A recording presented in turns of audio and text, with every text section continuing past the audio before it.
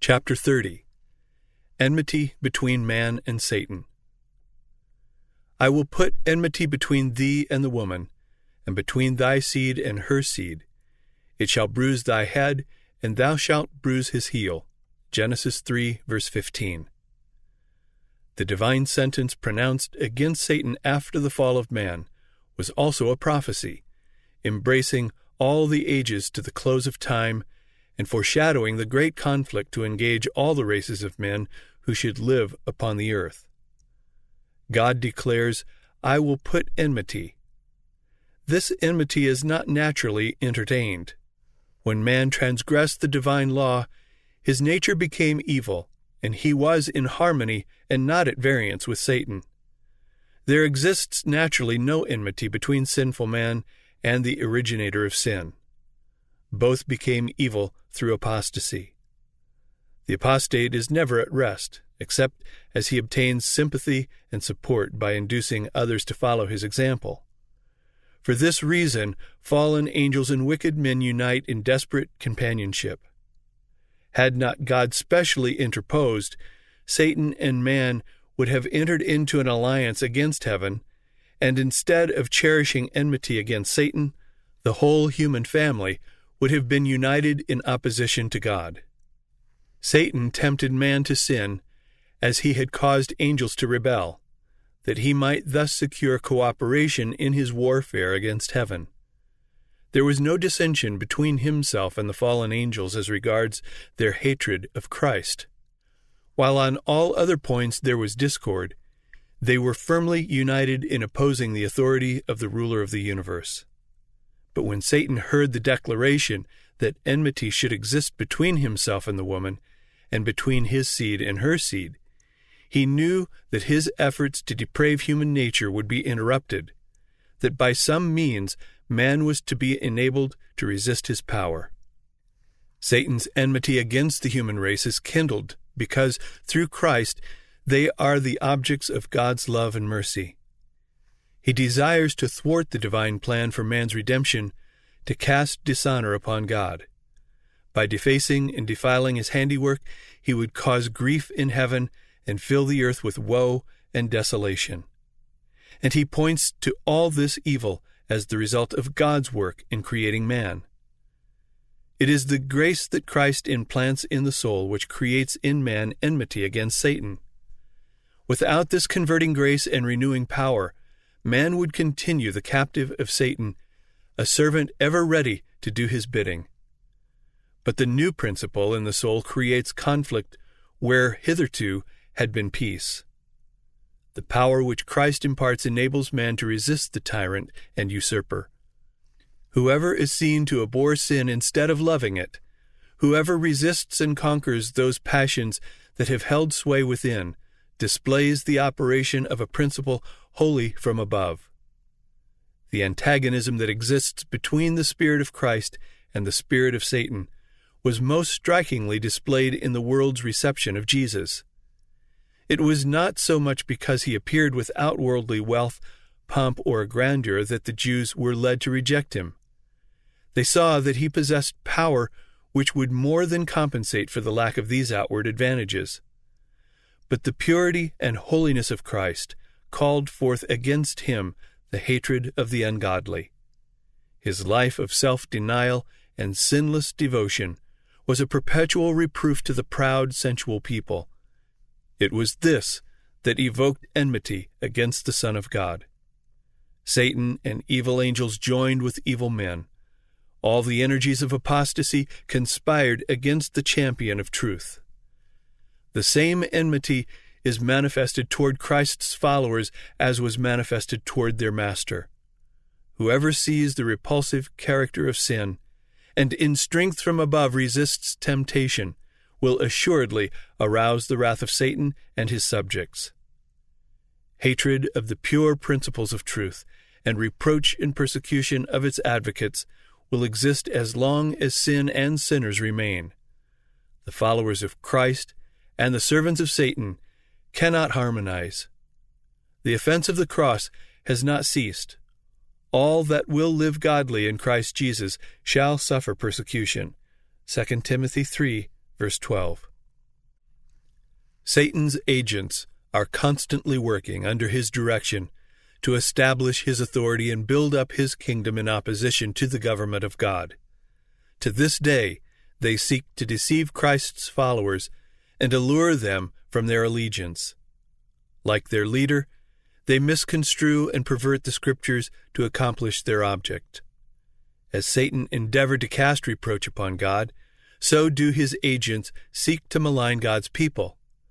The spirit which put Christ to death moves the wicked to destroy his followers. All this is foreshadowed in that first prophecy, "I will put enmity between thee and the woman, and between thy seed and her seed." And this will continue to the close of time. Satan summons all his forces and throws his whole power into the combat. Why is it that he meets with no greater resistance?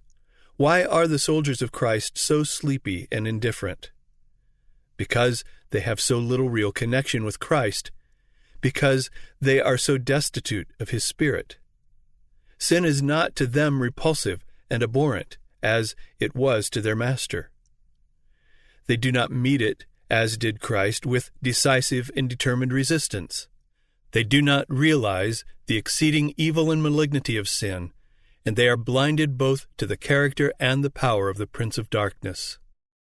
There is little enmity against Satan and his works, because there is so great ignorance concerning his power and malice, and the vast extent of his warfare against Christ and his church. Multitudes are deluded here. They do not know that their enemy is a mighty general who controls the minds of evil angels, and that with well-matured plans and skillful movements he is warring against Christ to prevent the salvation of souls.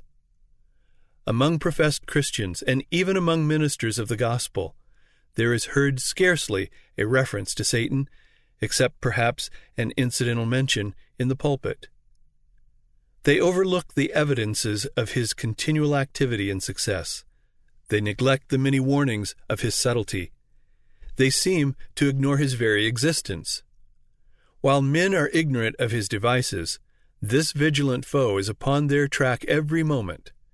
He is intruding his presence in every department of the household, in every street of our cities, in the churches, in the national councils, in the courts of justice, perplexing, deceiving, seducing, everywhere ruining the souls and bodies of men, women, and children, breaking up families, sowing hatred, emulation, strife, sedition, murder. And the Christian world seem to regard these things as though God had appointed them and they must exist. Satan is continually seeking to overcome the people of God by breaking down the barriers which separate them from the world. Ancient Israel were enticed into sin when they ventured into forbidden association with the heathen. In a similar manner, our modern Israel led astray. The God of this world hath blinded the minds of them which believe not, lest the light of the glorious gospel of Christ, who is the image of God, should shine unto them. 2 Corinthians 4, verse 4. All who are not decided followers of Christ are servants of Satan. In the unregenerate heart there is love of sin and a disposition to cherish and excuse it. In the renewed heart there is hatred of sin and determined resistance against it. When Christians choose the society of the ungodly and unbelieving, they expose themselves to temptation. Satan conceals himself from view and stealthily draws his deceptive covering over their eyes. They cannot see that such company is calculated to do them harm, and while all the time assimilating to the world in character, words, and actions, they are becoming more and more blinded. Conformity to worldly customs converts the church to the world. It never converts the world to Christ. Familiarity with sin will inevitably cause it to appear less repulsive. He who chooses to associate with the servants of Satan will soon cease to fear their master. When in the way of duty we are brought into trial, as was Daniel in the king's court, we may be sure that God will protect us. But if we place ourselves under temptation, we shall fall sooner or later. The tempter often works most successfully through those who are least suspected of being under his control. The possessors of talent and education are admired and honored, as if these qualities could atone for the absence of the fear of God or entitle men to his favor. Talent and culture, considered in themselves, are gifts of God. But when these are made to supply the place of piety, when instead of bringing the soul nearer to God, they lead away from him, then they become a curse and a snare. The opinion prevails with many that all which appears like courtesy or refinement must in some sense pertain to Christ. Never was there a greater mistake. These qualities should grace the character of every Christian, for they would exert a powerful influence in favor of true religion. But they must be consecrated to God, or they also are a power for evil. Many a man of cultured intellect and pleasant manners, who would not stoop to what is commonly regarded as an immoral act, is but a polished instrument in the hands of Satan. The insidious, deceptive character of his influence and example renders him a more dangerous enemy to the cause of Christ than are those who are ignorant and uncultured. By earnest prayer and dependence upon God, Solomon obtained the wisdom which excited the wonder and admiration of the world. But when he turned from the source of his strength and went forward relying upon himself, he fell a prey to temptation. Then the marvelous powers bestowed on this wisest of kings only rendered him a more effective agent of the adversary of souls.